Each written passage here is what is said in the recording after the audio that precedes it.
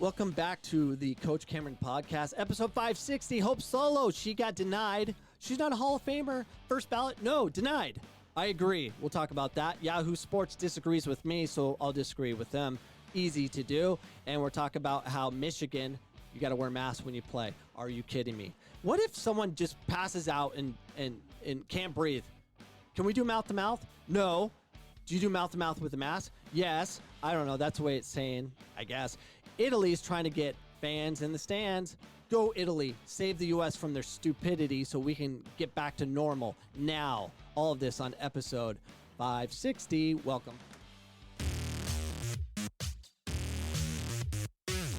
All right, Doug McLintyre, or whatever his freaking name is, or a writer on Yahoo Sports, says if U.S. women's national team legend Hope Solo isn't worthy of the National Soccer Hall of Fame, she is not.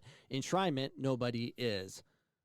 Okay. If any player should have been a first ballot no-brainer for those voting for the 2020 National Soccer Hall of Fame class, it's women's national team legend Hope Solo. That is not true. She's not deserving. I guarantee it. And I'm going to talk about the many things of why she isn't deserving. And you know who agrees with me?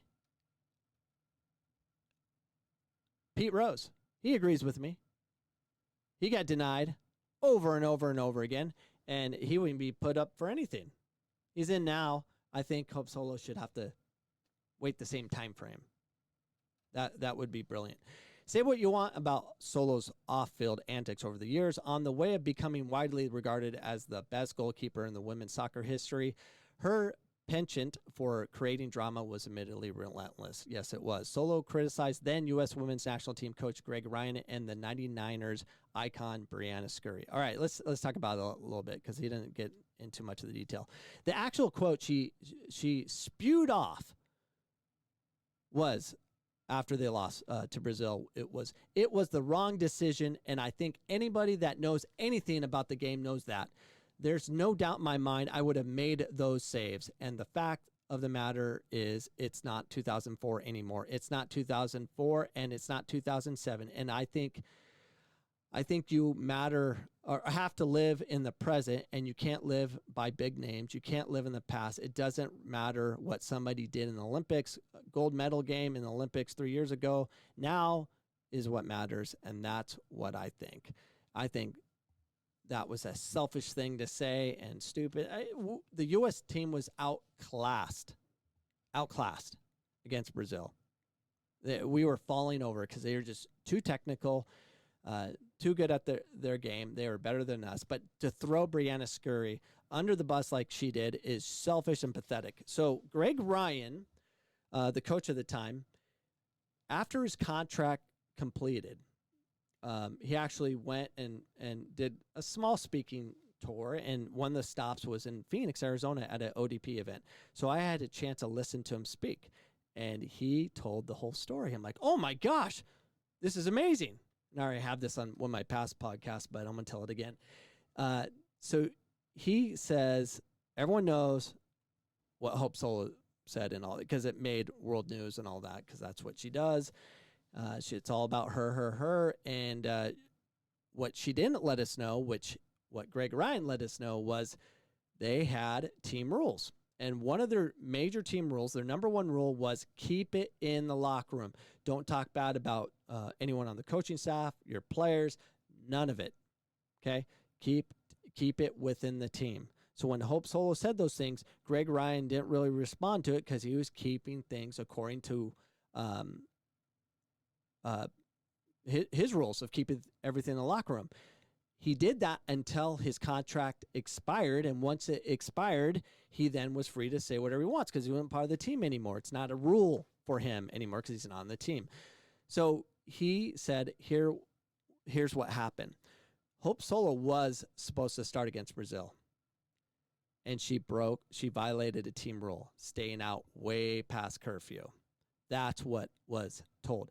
Do you believe that happened? Yes, of course I believe that happened, because does Hope Solo have self-control?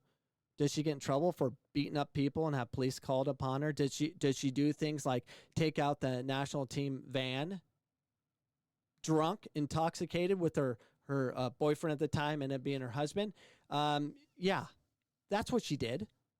So who's she married? Jeremy Stevens.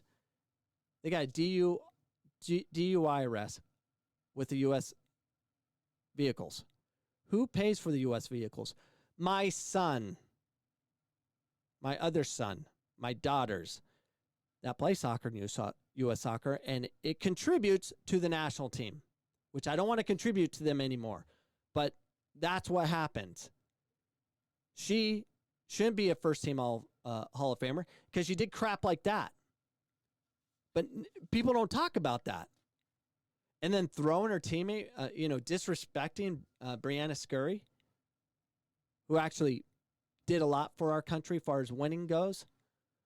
That's just ridiculous. She broke every rule known to man, and I'm not a fan of any national team player that stays out too late and does that thing, do those things while they're representing our country. You know who did that? Beasley. I had a friend that went to the World Cup. Which World Cup? It was when they were in Germany, or no? I forget. 2004. I forget. 2002. They were in South Korea, right? I don't know. He was staying out past curfew all the time, and he was drinking and all that stuff. And a friend of mine saw him all the time, and so I never liked Beasley. And he's a crap player, but they kept bringing him back. I don't know why.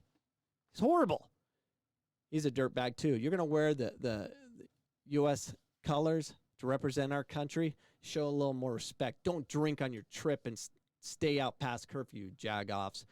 Yeah, so I'm a little passionate about that. So we read on. She called Sweden's players cowards after their defensive masterclass eliminated the U.S. women's national team from the 2016 Olympics. And that was kind of the last straw that broke the camel's back. That ended up her losing her contract with the U.S. women's national team, and she went in with her boyfriend and cried and all this stuff, and she was done. And it wasn't just that; it was all the things and all the things we don't know that she did. Quick story about her. So I went to watch Jessica McDonald play when she was playing for the Seattle Reign, and Hope Solo came out a little bit different than everybody else. So when they were kind of getting ready for the field, all the players would just come out. You could actually touch them. They were just entering the stadium, and they're going from their locker room to the stadium, and they're just right there. And then Hope Solo would always go out last. So she'd come out last, and she, kid you not, she had 4 officers transporting her, protecting her from the public. Apparently, she needed it because she's such a huge star, or she probably had people that she did wrong that wanted to murder her. I don't know. Why do you have four officers protecting you? It was weird. Like she was like some crazy superstar, and she is, but I didn't think she was deserving of 4 officers to get her from point A to point B. Are you kidding me? That was weird. She had officers with guns to protect her to get to the facility. From there, she's a weirdo, and she's done so many weird things since, and she continues to do weird things like her running, trying to become the U.S. soccer president. Running for that position, she really doesn't understand how she comes off or looks like. I'm not sure. She's obviously not all up there. She's always in the news for something, like when one of her dogs got murdered not too long ago, but now we find out it was because, her dogs are pretty big, but, they're in someone else's yard attacking things. You're going to get shot. Those are things. Always something. There's always something with Hope Solo, and that's why you're not deserving of the first ballot Hall of Fame. Those are my words. But don't worry, Yahoo Sports, they're going to keep you going. They're going to make you feel good. Solo was the biggest name left off the list when the NSOF announced the 2020 class. But she wasn't the only one. Just a single candidate, ex-U.S. men's captain Carlos Bocanegra, made the cut. The fourth time since 2015 that only one player met the threshold for enshrinement. That's makes sense to me. And by the way, another story, Bocanegra, I played with his brother in club soccer, U19. He was going to Grand Canyon University at the time. He's now coaching at in Texas, a Division I school in Texas. But we're all connected in some capacity. That's why you have to be careful what you say to others. On to other news. Mask up, people. In mask-wearing mandated game. Are you kidding me, Michigan? Hawaii, Portland, Seattle. You're not going to want to live in these weird places where they just want to force control. This is force control. This has nothing to do with safety at all. It's so sad. When Canton and Novi Soccer took the field for the 2020 season opener Tuesday night, both teams had to come up with something they are not used to, mask. Per Michigan State Executive Order 176. We're failing to be America anymore. These executive orders are just going nuts. I don't think the president should use them. I don't think the governor should use them. This is insanity at its highest forms. This is virtue signaling. That is it. We are safe. They're doing what they're told. Let them play. Players in all organized sports, swim and dive excluded. Are you kidding me? So Michigan says you have to wear masks, all sports, except for swim and dive. That's a problem. Why can't swim and dive wear them? Because they have to breathe or something? Oh. They hold their breath underwater. Why can't they just swim with it and then when they're underwater, keep it on for safety because COVID will spread in the water, I'm sure. And then when they come up to breathe, they can pull it. And why not diving? You're telling me they're not near people? That's BS. Make them all do it. So excluding diving are mandated to wear masks during competition, something neither team had prepared for previously. You think this is something none of us want to even practice.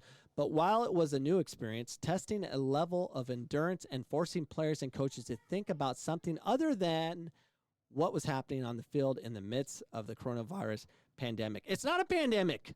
That's a lie. Stop using that word, morons. It's not a pandemic. There's other requirements that make it a pandemic. It's a coronavirus. That's what we got. We got a flu. Soccer was played for the first time this season. Canton and Novi earned the 0-0 draw Tuesday. I'm shocked because probably too busy trying to fix their freaking mask. Tuesday in each team's first taste of Kensington Lakes Activity Association West play. Let's see what they have to say. I'm just happy they get to play. And that's where we're at. We'll just do what these crazy liberals want us to do. If they say we have to do this, we'll bow down and do it so we can play. Thank you, liberals. Thank you. I don't know what we do without you. It's all about safety. There is no safety happening here. It's actually causing more problems. And there's pictures of them not wearing their masks appropriately. They must shut them down. Shut them down, shut them down, shut them down. You frickin' liberal nut jobs. I'm just, and for the liberals out there, okay, there's liberal nut jobs, just like there's right-wing nut jobs. We have a liberal problem, forcing control like this. Oh, it's about our safety. Shut up. You're taking away freedoms. Oh, you can't be like, yes, I can be like that. We need our freedoms. Have to have freedoms. We need freedom of choice. You can choose to stay home. You do that. Let us go and keep the economy alive and keep things normal. And people die, they die, and we learn from it. And guess what? People already died. And they're still dying. Oh, but there have been 1 million. See, I don't agree with Trump. He's like, oh, I said millions of lives. No, he didn't. The same amount would have happened with restrictions or not. That's what I'm guessing. And we shouldn't have done a national whatever. Anyways, and I apologize if I made you upset. Just do what you normally do. Don't listen. I'm just happy they get to play. No, don't be happy. This is BS. We don't need a new normal. I refuse to have new normal. We want to have normal. But the Novi defense thwarted any opportunity to I don't care about any of the rest. I don't care about the game. Look at these poor guys wearing masks, kind of. Look at this picture. It's around his neck, and one has over his mouth. What the freak? This is just, we have to wear these stupid things to allow them to play. And that's it. Has nothing to do with safety at all. Freak. All right, let's get out of this thing. All right. On to other news. Italy. From the Associated Press reports, Infantino urges Italy to allow fans back into soccer stadium. FIFA President Gianni Infantino met with the Italian Premier Giuseppe Conte on Wednesday to discuss bringing back fans to soccer stadium amid the coronavirus pandemic. It's not a pandemic. It's a coronavirus freak show that we all got freaked out. And we overdid it. But now that we know, stop calling it a pandemic, because it is not.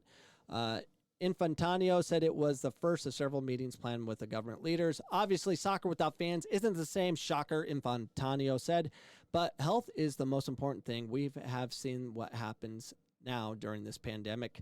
It doesn't even say pandemic on there, and I read pandemic. I'm all messed up. This period that we're starting to live in contact with other people again. Yes, that's what's going on. Italy soccer matches have been closed to fans since the country was ordered into strict lockdown in March. After 3 months, why are you even telling us this story? We don't care. We know what happened in the past. We're living it. Stop talking to us like we're from the future. We haven't lived this, and you're telling us story time. Shut up. The new season starts in 10 days. Italy's official death toll from the virus tops 35,000, the second highest in Europe after Britain. The confirmed numbers of cases of the country stands at more than 280,000. The numbers of new daily infections has topped 1,000 for several weeks as Italy aggressively tests and traces people returning from vacation, especially hotspots like Sardinia. So, do you guys know that there's major protests all over the UK, including Italy? And you don't see it. Go to Ben Swan. Look him up. He reports it, but no one else reports. They got 50,000 people on average at their protests to open things up and stop wearing masks. But you don't see it. And no one's talking about it because we're not allowed to, because CNN and all the crazy media, they just want us to just don't pay attention over there. You're not allowed to see what's going on. We're denied so much information. It's ridiculous. Whatever. I go on. All right. So go on to relief funds. FIFA has no immediate plans to expand the 1.5 billion coronavirus relief plan it announced for the World Soccer earlier this year. Of course, they're not going to give you any money because they're going broke.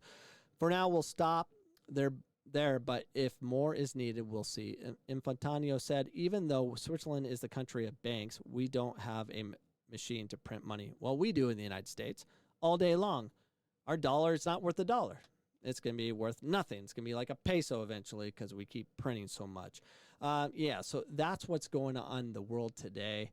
Brought to you by the Coach Cameron podcast. And remember, always remember, who's the problem? It's U.S. Soccer. They're a problem. They're a big problem. They're causing the problems of what we have. They solve no problems. They just create problems like most administrations, the government, you name it. Our government with U.S. Soccer, they don't do jack. They just want to keep their jobs and keep getting paid and not take chances. We need risk takers. We need people that have money, lots of money, that don't need money to be part of the administration of U.S. Soccer. That's what we should do. It should be free service. It should be free. You should donate your time, be part of U.S. Soccer administration. That's it. Okay, give them a stipend. They can have lunch. That's about it. All right, guys, we'll see you guys tomorrow on episode 561. Peace.